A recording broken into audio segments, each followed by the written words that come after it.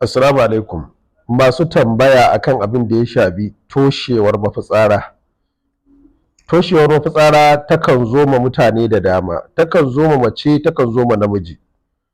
Amma ta fi alaƙa da kuma ba da damuwa musamman ga maza.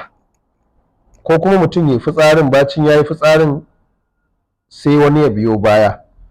Ko kuma mutum ya je zai fitsarin sai fitsarin ya rika fitowa kaɗan kaɗan. Kuma idan yana fitowa ɗin sai kaga yana fitowa da zafi.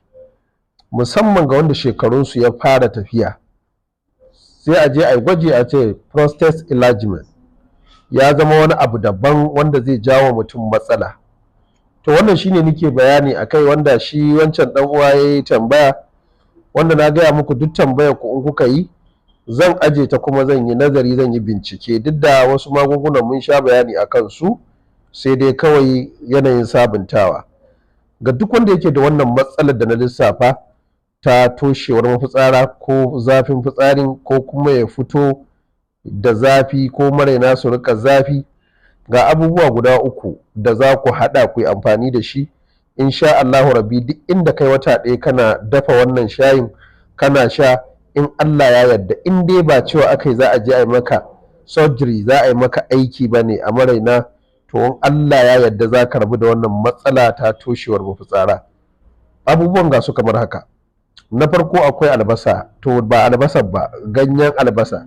A nan ƙasar Hausa muna kiran shi da lawashi. Wannan lawashin albasa shi za a samu mai ɗan dama a shanya shi. So ake an shanya shi ya bushe, kuma ko a ina aka shanya shi. Karka ce min a rana za a shanya, ko a inuwa, a baranda, ko a cikin ɗaki, ko a ina za a shanya shi. So ake dai ya bushe. Wannan shine abu na farko. Abu na biyu shine sassaƙen ɗorawa. Ɗorawa tana da bishiya, to sassaƙen, idan a birni kake ka je wajen masu sai da garin magani ka ce su baka garin ɗorawa, garin sassaƙen ɗorawa za a baka. To wannan shine abu na biyu.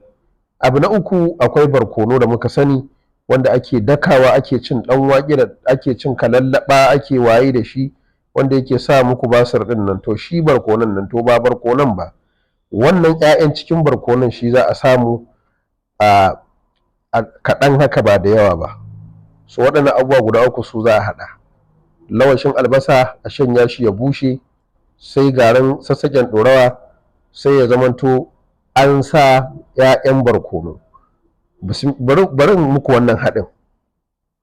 Misali, shi lawashin albasan ya zamanto kamar yana da yawa, damƙin hannu sosai.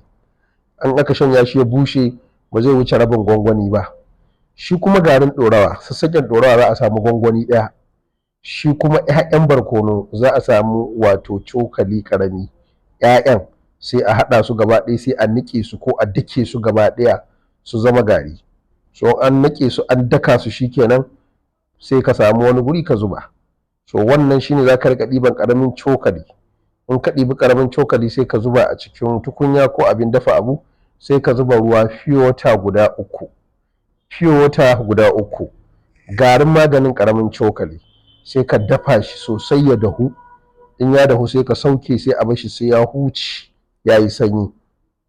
A nan idan kana da zuma mai kyau wadda ka san ba ta da haɗi, bacin ka sauke sai ka zuba ƙaramin cokali, ka zuba rabin kofi, sai ka ɗibi zuma cokali ɗaya sai ka zuba, sai ka sha kafin ka ci komai da safe. Da yamma kafin ka ci abinci sai ka ɗibi rabin kofi, ka sa zuma cokali ɗaya babba, sai ka gauraya sai ka sha.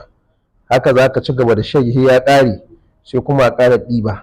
Insha Allahu rabbi kafin ka gama shanya wannan haɗin da na haɗa maka, in Allah da za ka yi mana addu'a. Allah ya sa ku haɗa. Muna muku fatan alkhairi. Ma'assalam.